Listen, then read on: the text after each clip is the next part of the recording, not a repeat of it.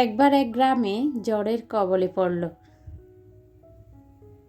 পড়ে একটি ঘরের অর্ধেক অংশই ধ্বংস হয়ে গেল। ঘরটি দুজন ব্যক্তি পর্যবেক্ষণের জন্য গেল। একজন লোক বলল, ঘরটির অর্ধেক অংশ এখনো ঠিক আছে। আরেকজন লোক বলল, ঘরটির অর্ধেক অংশ ধ্বংস হয়ে গিয়েছে। দুজন ব্যক্তির উত্তরই কিন্তু সঠিক ছিল, কিন্তু মন মানসিকতা সঠিক ছিল না। এদের একজন আশাবাদী ছিল এবং অপরজন ছিল হতাশাবাদী। প্রথমজন যিনি বলেছে ঘরটির অর্ধেক অংশ ঠিক আছে, অর্থাৎ ঘরটা পুরোপুরি নষ্ট হয়নি। প্রথম জনের কথা দ্বারা কিন্তু ঘরের যে মালিক উনি কিন্তু খুবই আশ্বস্ত হয়েছে যে ওনার ঘরটা ঠিক করতে বেশি সময় লাগবে না। কিন্তু দ্বিতীয় জন বলেছিল ঘরটার অর্ধেক অংশই ধ্বংস হয়ে গিয়েছে। ওনার দ্বারা কিন্তু উনি চিন্তিত এবং হতাশাগ্রস্ত হয়েছে। তো কথা আপনি যেভাবে বলেন না, আসলে সেটার মাঝেও আসলে সৌন্দর্য ফুটে ওঠে। তো কেন বলছি কথাটা সেটা আমি একটু পরে বলি। তো আজকে জুম্মা মুবারক, আসসালামু আলাইকুম। সবাই কেমন আছেন? আলহামদুলিল্লাহ, আল্লাহর অশেষ রহমতে আমি ভালো আছি। আসলে শুক্রবার মনে হয় যে আজকে একটু রিল্যাক্স মুডে থাকবো, তারপর দেখা যায় একটু নিজের মতো কাটাবো, কিন্তু শুক্রবারেই ব্যস্ততা বেশি কাটে আর কি।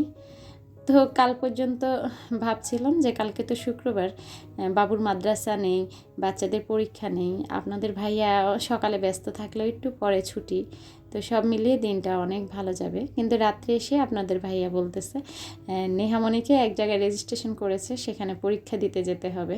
তো আর কি করা, সকালে আবার হুলস্থুলি কাণ্ড। মেয়েকে নিয়ে সকালেই আমার 9টা বাজে বের হতে হবে। তো 9টা বাজে বের হওয়া মানে কি, পরিবারে তো আমি একা না বা নিহা একা না, আরও 2টা বাচ্চা আছে। তো তার জন্য সকালে আসলে ফজর নামাজ পড়ে একটু শুইলেও দেখা যায় তেমন একটা ঘুম আসে না। তো কি করব আর, তাড়াতাড়ি ঘুম থেকে উঠে নাস্তা তৈরি করে নেহামণিকে নিয়ে আবার 9টা বাজে বের হলাম। তো সেটা আমি কোথায় গিয়েছি সেটা তো বলবো। আর আজকের ভিডিওতে আমি দুষ্টু মিষ্টি কয়েকটা কমেন্টস পড়ব, যা আসলে আপুদের প্রশ্নের জবাব দেব আর কি। তো আশা করি পুরো ভিডিওটা জুড়ে থাকবেন, আপনাদের ভালো লাগবে। আজকে তেমন কাজকর্ম শেয়ার করতে পারিনি, ঠিক যেতটুকু আমি মানে একটু কাজ করেছি সেটাই শেয়ার করেছি আর কি। সব সময় আসলে তুলতুলে বিছানা করা যায় না, সব সময় ঘরটা পরিপাটি করা যায় না, যদিও আমাদের ইচ্ছা থাকে আর কি। তো তেমনই হয়েছে আর কি, বিছনাটাও ভালো করে গুছাতে পারি না। সকালে নাস্তাটা বানিয়ে হুড়হুড় করে আবার কিন্তু বাইরে বের হয়ে পড়েছি। তো তার মাঝে এই যে গাছে পানি দিতে এসেছি। আর আসলে আমার গাছের কাছে আসলে কিন্তু অনেক ভালো লাগে, আমার অনেক আপুরও কিন্তু গাছ অনেক ভালোবাসেন। তো আমি সকালে যখন উঠেছিলাম পর্দাগুলো খুলে দিয়েছি, মুরগি পাখি কবুতর সবাইকে খাবার দিয়ে দিয়েছি, যেহেতু জানি বের হতে হবে। তো ওদেরকে একটু সকাল সকাল খাবার দিয়ে দেখলাম যে এগুলোর মাঝে মাকড়সার জাল পেঁচিয়েছে। তো ভাবলাম 10 মিনিট সময় দিয়ে এগুলা একটু ঝেড়ে দিই। তো আমার অনেক আপুদের প্রশ্ন, আমি যে পাটের এবং চটের জিনিসগুলা বানাই সেগুলা কিভাবে পরিষ্কার করি, আর একবার আমি দেখিয়েছিলাম। আমার এই ঝাড়ুটা আমার খুবই উপকার করে, এটা দিয়ে এভাবে হালকা একটু নাড়াচাড়া করলে যে মাকড়সার জালটা, সেটাও সরে যায়, আর যে হালকা ধুলা থাকে সেটাও কিন্তু চলে যায়। তো একজন আপুর প্রশ্ন ছিল আমি যে ফ্রিজের পাশে গাছ লাগিয়েছি সেটা নষ্ট হয় কি না। তা আপু না, নষ্ট হয় না। আমার আগের ফ্রিজটা দেখতাম সাইডে খুব গরম হতো, এটা তেমন একটা গরম হয় না। তো এটা কিন্তু ইনভার্টার ফ্রিজ, তাই হয়তো হয় না আর কি। তো যাই হোক, এই যে আমি এগুলা ঠিক একইভাবে কিন্তু পরিষ্কার করে নেই সব সময়, কেননা এগুলা যেহেতু পাটের, এগুলা কিন্তু প্রচুর মাকড়সার জাল হয় আর কি। তো প্রথমে আপনারা দেখেছেন আমি মুরগির বাচ্চা দেখিয়েছি। আমার কালকে ভিডিওতে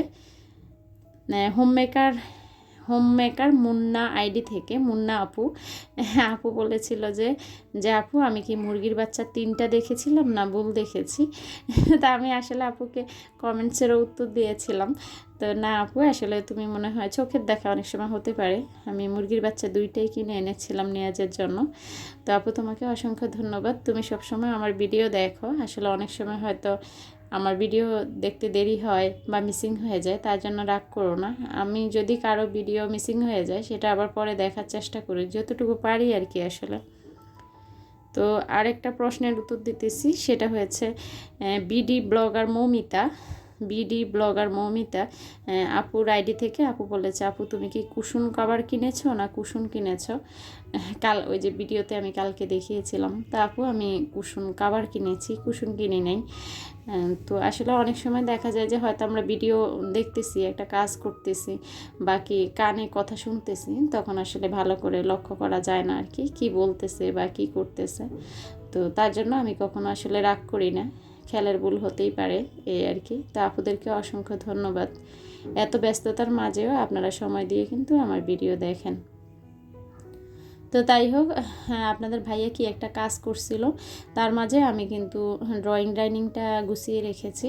তো সেটা গুছিয়ে তারপর আমি নাস্তা বানিয়েছি, সেটা আসলে ভিডিও করিনি। তো নাস্তা বানিয়েছি, আমি রুটি বানিয়েছি, সবজিও করিনি, কেননা সবজি আগের করা ছিল ফ্রিজে, সেটা গরম করে নিয়েছি। আর 5টা ডিম পোস্ট করেছি 5 জনের জন্য। তো এতটুকুই করেছি আর কি।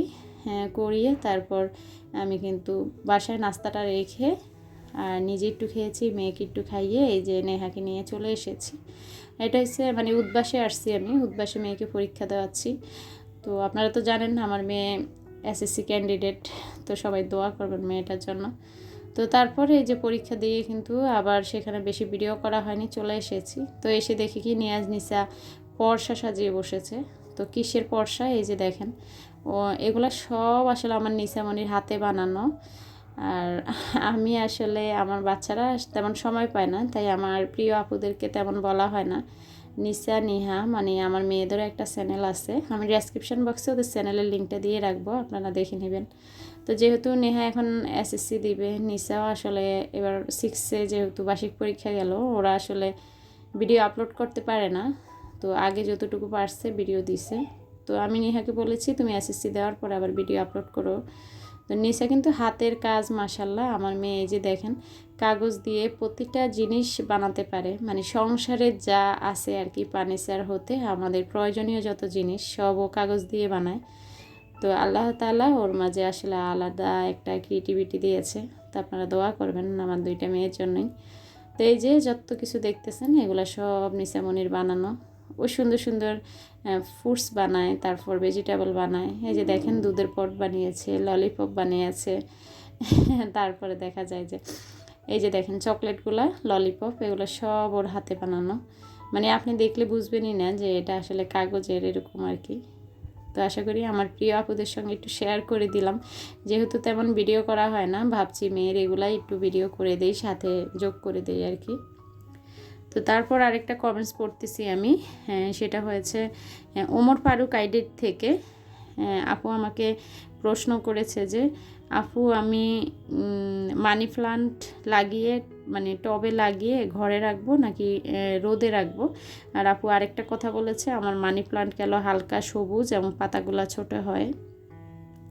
তা আপু মানি প্লান্ট আসলে রোদে রাখলে, আমি তোমাকে কমেন্টসের উত্তর দিয়েছি, জানি না তুমি দেখেছো কি না। তাই আসলে যেহেতু সবসময় ভিডিও দেখো, ভিডিওতে বলে দিচ্ছি, মানি প্লান্ট যদি তুমি অতিরিক্ত রোদে রাখো সেটা কিন্তু ঝলসে যায়, মানি প্লান্ট মরে যায়। মানি প্লান্ট সবসময় রাখতে হয় উজ্জ্বল আলোতে, সরাসরি ডিরেক্ট সানলাইট আসে ওরকম জায়গা না রাখাই ভালো, যেখানে উজ্জ্বল আলো হয়। বারান্দায়, অনেক বারান্দায় দেখা যায় যে রৌদ্র আসে না, কিন্তু উজ্জ্বল আলো হয়, তো সেখানে রাখতে পারো। দেখেন এই চিপসগুলো কিন্তু আমার মেয়ে কাগজ দিয়ে বানিয়েছে, মনে হয় যে সত্যি সত্যি আলুর চিপস।